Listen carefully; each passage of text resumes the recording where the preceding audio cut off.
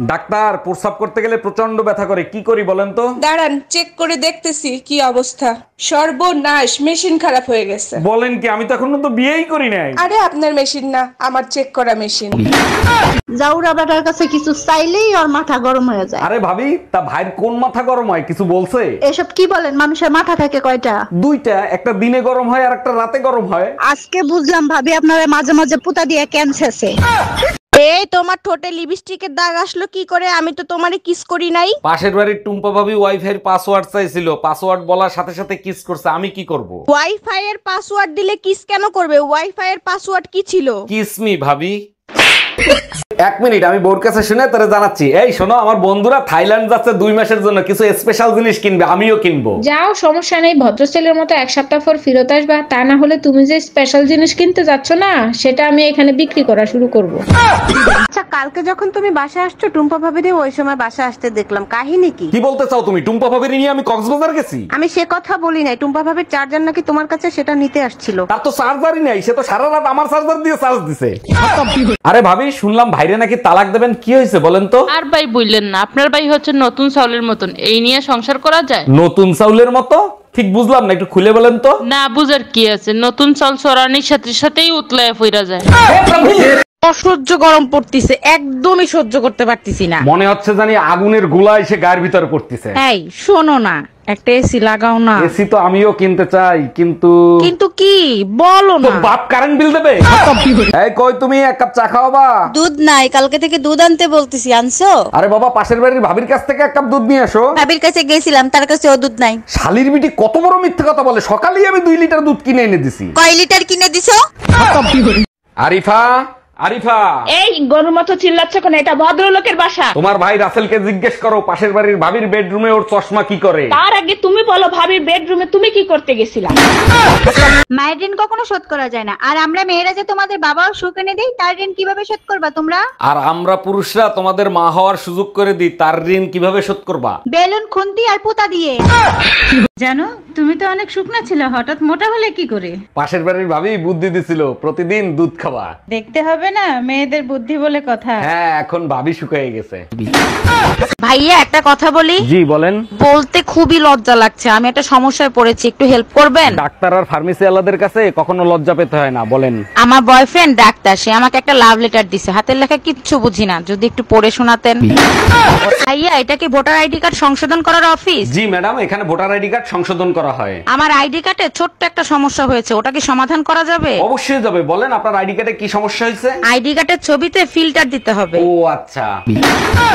আসসালামু আলাইকুম ভাবি, এলাকায় নতুন মনে হচ্ছে, কোথায় থাকেন আপনি?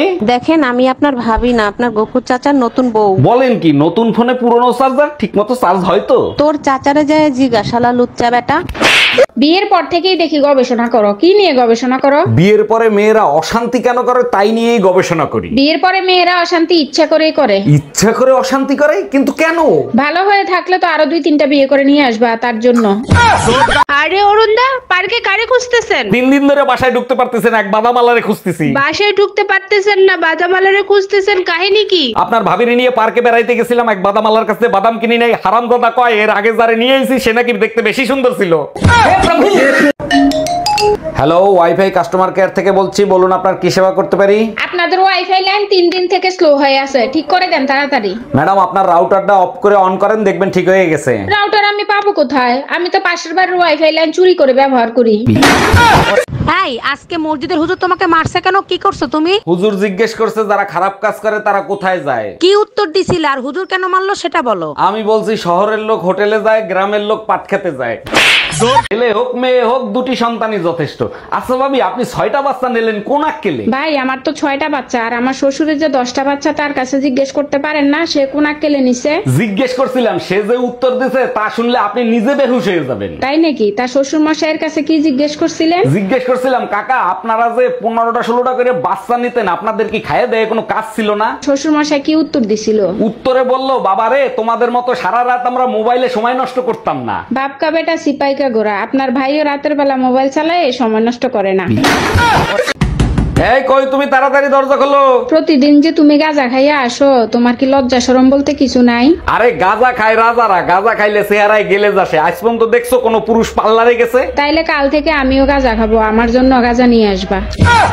এই শোনো, আমি দ্বিতীয় বিয়ে করতে যাচ্ছি। আমার ভালোবাসা কি কমতি ছিল যে তুমি দ্বিতীয় বিয়ে করতে যাচ্ছ?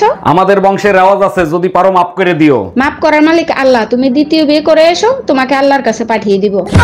এই যে দেশ স্বাধীন হইলো, একদিনেই দেশের 12টা বাজাইলো। নতুন কিছু পেতে হলে ত্যাগ তো স্বীকার করতেই হবে। বলো কি, তাই নাকি? তাইলে আমি কি নতুন করে আরেকটা বিয়ে করতে পারি?